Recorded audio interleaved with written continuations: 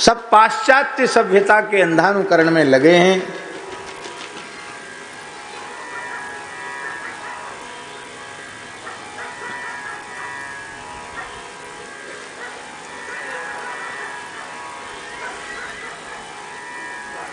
कोई काल था कि पाश्चात्य देशों में भारतीय नारी की बड़ी निंदा, बड़ा ऐसा स्वरूप प्रस्तुत करते थे उस काल के लोग, भारतीय लोगों का और भारतीय नारियों का विशेष रूप में।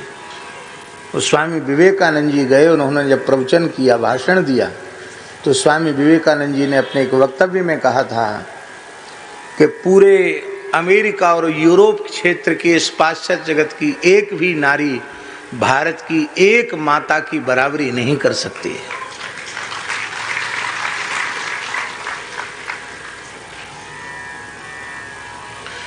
ना उसके जैसा त्याग, ना उसके जैसी तपस्या।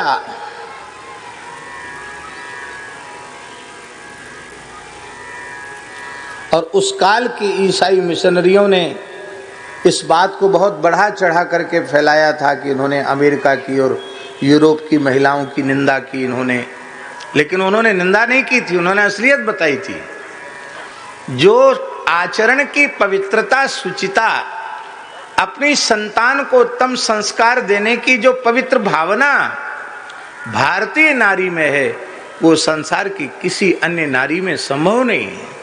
हाँ, संभव तब होगा जब भारतीय नारियों का अनुकरण पाश्चात्य देश की नारियां करेंगी, तब संभव होगा।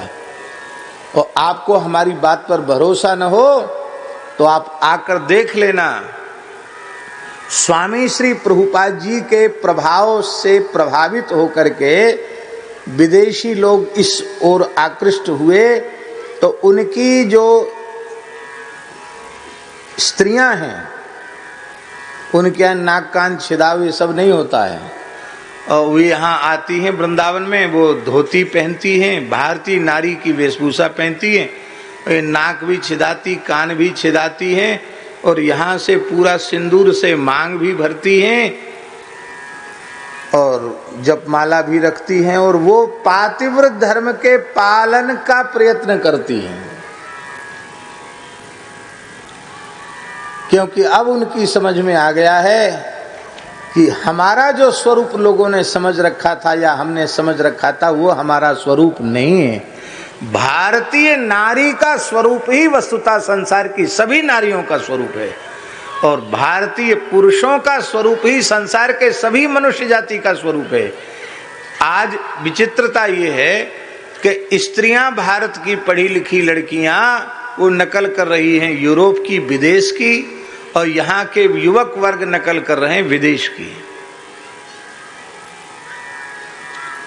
और जो अपने विकास के स्वयं के विकास के सर्वोच्च शिखर पर अपने को आसीन मानने वाली जाति जो है, वो आज भी यह मान रही है समझ में आने के बाद कि हम विकसित नहीं। वस्तुतः सच्चा चरित्र का विकास यदि धरती पर किसी जगह हुआ है तो भारतवर्ष की पवित्र धरती पर हुआ है।